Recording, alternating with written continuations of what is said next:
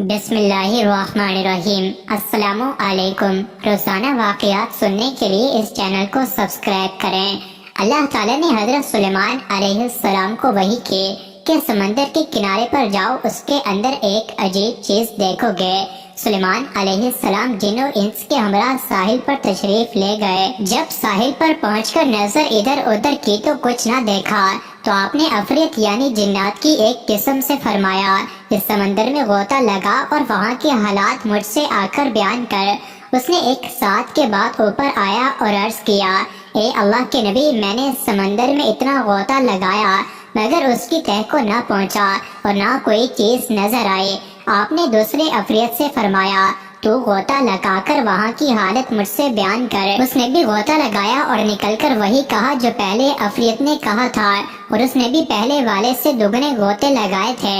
آپ نے آصف بن برخیہ سے کہا جو آپ کے وزیر تھے، سمندر کے اندر کا حال معلوم کرو۔ پھر انہوں نے سمندر میں غوطہ لگایا۔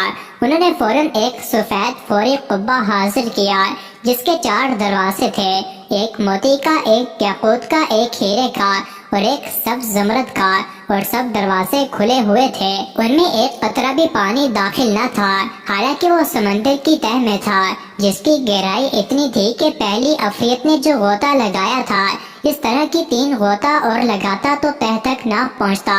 انہوں نے جب قبے کو حضرت سلیمان علیہ السلام کے سامنے حاضر کیا تو کیا دیکھتے ہیں کہ اس قبے کے اندر ایک خوبصورت جوان صاف کپڑے پہنے نماز پڑھ رہا ہے۔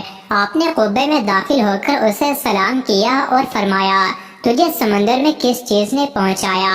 اس نوجوان نے جواب دیا، اے اللہ کے نبی، میرے والد اپاہج اور والدہ نابینی تھی، میں نے ان کی 70 برس خدمت کی۔ جب میری والدہ وفات پانے لگی تو انہوں نے دعا کی، اے اللہ، میرے بیٹے کی عمر اپنی عبادت و اطاعت میں دراز فرما۔ اور جب والد کی وفات کی نوبت آئی تو انہوں نے یہ دعا کی، اے اللہ، میرے بیٹے سے ایسی جگہ خدمت لے جہاں شیطان کا دخل نہ ہو۔ جب میں انہیں دفنا کر ساحل کی طرف آیا تو یہ قبہ نظر آیا۔ میں اس کی خوبصورتی کو دیکھنے کے لیے اندر داخل ہوا، اتنے میں ایک فرشتے نے آ کر مجھے سمندر کی گہرائی میں اتار دیا۔ حضرت سلیمان علیہ السلام نے اس نوجوان سے پوچھا، تم کس زمانے میں ساحل پر آئے تھے؟ اس نے عرض کیا کہ حضرت ابراہیم خلیل علیہ السلام کے زمانے میں۔ حضرت سلیمان علیہ السلام نے تاریخ دیکھی تو معلوم ہوا کہ اس درمیان میں 2000 سال گزر گئے ہیں، لیکن وہ شخص بالکل جوان تھا اور ایک بال بھی سفید نہ ہوا تھا۔ آپ نے پھر اس نوجوان سے دریافت کیا، تم سمندر کے اندر کیا کھاتے پیتے ہو؟ اس نوجوان نے جواب دیا، اے اللہ کے نبی، میرے پاس ایک سبز پرندہ اپنی چونچ میں زرد رنگ کی کوئی چیز جو آدمی کے سر کے برابر ہوتی ہے لے آتا ہے، میں اسے کھاتا ہوں۔ اس میں ساری دنیا کی نعمتوں کا مزہ ہوتا ہے اور اس سے میری بھوک اور پیاس جاتی رہتی ہے، اور گرمی، سردی، نیند، نہ اونگ، تنہائی اور وحشت اس سے دور ہو جاتی ہے۔ حضرت سلیمان علیہ السلام نے اس سے فرمایا، تم ہمارے ساتھ چلنا چاہتے ہو یا اپنی جگہ دوبارہ واپس ہونا چاہتے ہو؟ اس جوان نے عرض کیا، مجھے اپنی جگہ پر لٹا دیجئے۔ آپ نے آصف بن برخیہ سے فرمایا کہ اسے اپنی جگہ پر واپس پہنچا دو، چنانچہ انہوں نے پہنچا دیا۔ حضرت سلیمان علیہ السلام نے لوگوں کی طرف متوجہ ہو کر فرمایا، دیکھو والدین کی دعا کیسے مقبول ہے، اللہ تم پر رحم کرے، والدین کی نافرمانی سے بچتے رہو، اے اللہ تو مجھے بھی ان کی خدمت کی توفیق عطا فرما۔ حضرت علی رضی اللہ عنہ سے روایت ہے کہ رسول کریم صلی اللہ علیہ وسلم نے فرمایا، 7 ایسے اشخاص ہیں جنہیں تم قبر میں دفن کرو گے تو ان کے رخ قبلے سے پھیر دیے جائیں گے۔ ساتھ ہی فرمایا کہ جاؤ جا کر قبریں اکھیڑ کر دیکھ لو، اگر ایسا نہ پاؤ کہ جیسا میں نے کہا تھا تو کہہ دینا میں نے غلط کہا تھا۔ عرض کی، حضور صلی اللہ علیہ وسلم، یہ کون لوگ ہیں جن کے رخ قبلے سے پھیر دیے جائیں گے؟ حضور صلی اللہ علیہ وسلم نے ارشاد فرمایا، پہلا شارب الخمر یعنی شراب پینے والا، شراب پلانے والا، شراب بیچنے والا، شراب خریدنے والا یا شراب کو منتقل کرنے والا، ان سب پر اللہ کے رسول صلی اللہ علیہ وسلم نے لعنت بھیجی ہے۔ ایک روایت میں آتا ہے، شراب پینے والا بت پوجنے والے کی طرح ہے، شرابی جب مرتا ہے اسے مرتے وقت کلمہ نصیب نہیں ہوتا اور دوسرا یہ کہ اس کا قبلے سے رخ پھیر دیا جاتا ہے۔ نمبر 2، انسانوں کی خرید و فروخت کرنے والا، یعنی وہ افراد جو انسانی اعضاء یا مکمل انسان کی خرید و فروخت کرے، اس کا رخ بھی مرنے کے بعد قبر میں قبلے سے پھیر دیا جاتا ہے۔ نمبر 3، جھوٹی گواہی دینے والا۔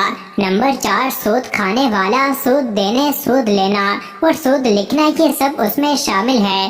سودی لین دین کے گناہ کے 70 درجے ہیں اور سب سے کم درجہ اپنی ماں سے زنا کرنے کے برابر ہے۔ ایسا شخص جو سودی لین دین کرتا ہو، موت کے بعد قبر میں اس کا رخ بھی قبلے سے پھیر دیا جائے گا۔ نمبر 5، کسی کی فوتگی پر نوحی کرنے والی عورت۔ آنکھوں کا غم اور دل کا غم اللہ کی طرف سے ہے، لیکن ہاتھوں کا اور زبان کا غم شیطان کی طرف سے ہے۔ ایک روایت میں آیا ہے، جس نے گریبان نوچے اپنے منہ پر تھپڑ مارے اور جاہلوں جیسی باتیں کی، اس سے ہمارا کوئی تعلق نہیں ہے۔ اس لیے جب دل غمزدہ ہو تو آنکھوں سے روئیں، اس سے شریعت نے منع نہیں کیا، لیکن وویلا کرنا اور الٹی سیدھے بک بک کرنا یہ کفریہ کلمات ہے۔ اس لیے فرمایا، نوحی کرنے والی عورت جب قبر میں دفن ہوگی تو اس کا رخ بھی قبلے سے پھیر دیا جائے گا۔ نمبر 6، جو شخص ذخیرہ اندوزی کرتا ہے۔ ذخیرہ اندوزی انسانوں کی خوراک اور جانوروں کے چارے وغیرہ کو کہتے ہیں۔ شریعت نے اس سے منع فرمایا ہے۔ حضور صلی اللہ علیہ وسلم نے ارشاد فرمایا، جس شخص نے 40 دن تک ذخیرہ اندوزی کی، اللہ تعالیٰ اسے 40,000 سال تک جہنم کی آگ میں جلائے گا۔ تو ایسے افراد جو ذخیرہ اندوزی کرتے ہیں، ان کے رخ بھی قبر میں قبلے سے پھیر دیے جائیں گے۔ نمبر 7، جو شخص نماز تو پڑھتا ہے مگر جماعت سے نہیں پڑھتا، تو ہمیں ان باتوں کو مد نظر رکھتے ہوئے ہمیں اپنی زندگانیاں گزارنی چاہیے تاکہ ہماری زندگی بھی آسان ہو سکے۔ مزید ایسے ہی ویڈیوز کے لیے چینل کو ضرور سبسکرائب کریں۔